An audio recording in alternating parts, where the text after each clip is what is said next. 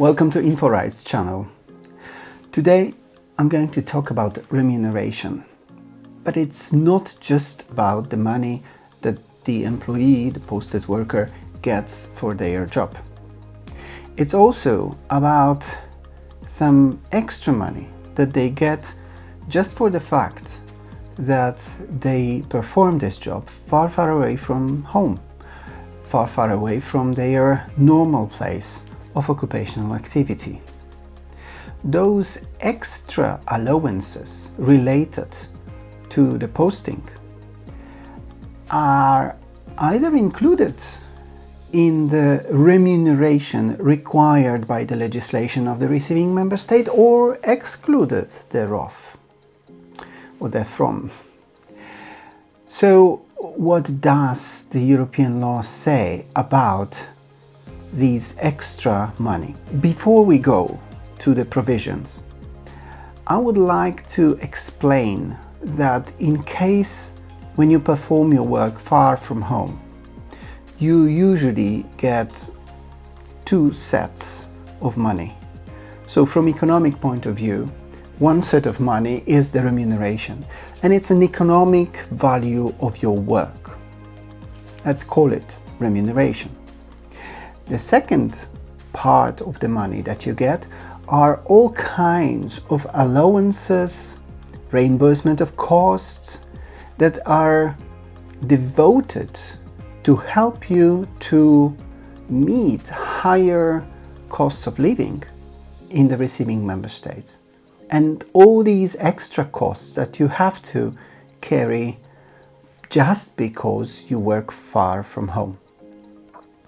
Now, this, of course, is a very tricky question, whether the second part of money should be subject to social security contributions or personal income tax, because it's not a remuneration, it's a cost. As cost, it should be exempted from taxes. You don't earn this money. And yet, in some countries, these extra allowances are subject to social security contributions. Well, how does it work?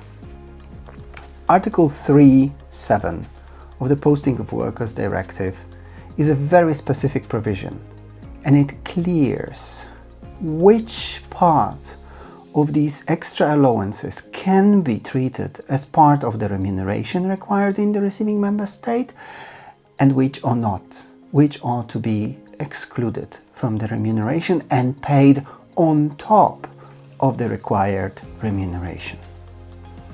And here's how it is solved.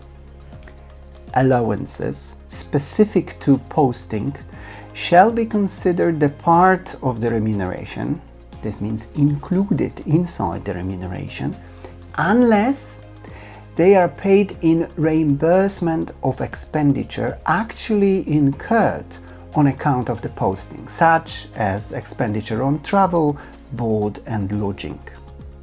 So if a worker devotes this money specifically to cover the costs, you cannot treat this money as part of the remuneration, right? Very logical.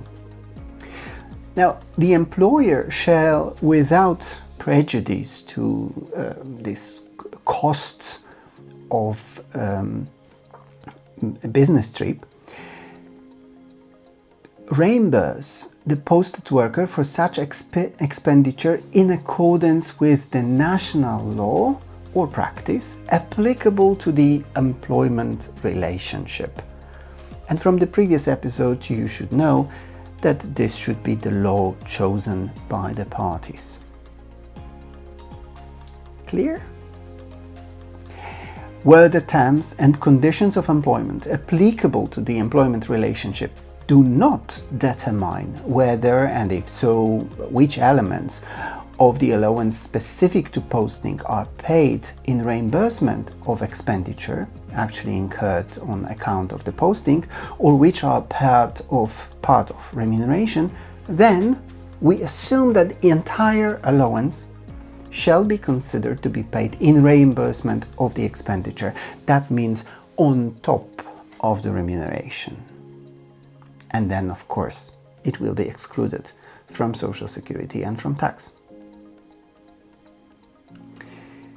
It is complicated, I know, but it depends on whether the legislation determines, the legislation of the home country, the legislation that the parties usually choose for their employment relationship, which parts of the payment, and I avoid the word remuneration, which part of the payment that the worker receives are to cover the extra costs, and which are the allowance to meet the higher remuneration requirement of the receiving member state. If it's the latter, it should be included in the remuneration. If it's the former, it should be excluded from the remuneration and paid on top of it. Thank you. See you next time.